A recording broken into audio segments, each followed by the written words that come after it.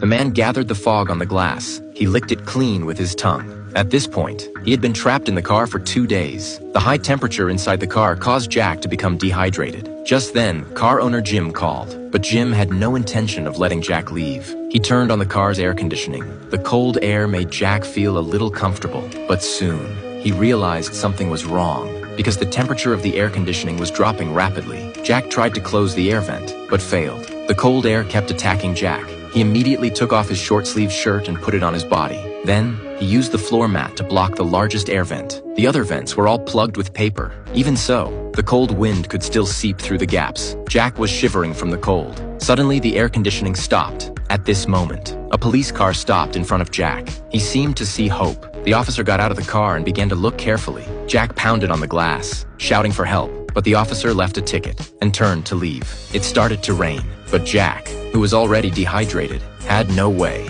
At this time, Jim called again. Jack begged Jim to give him something to drink.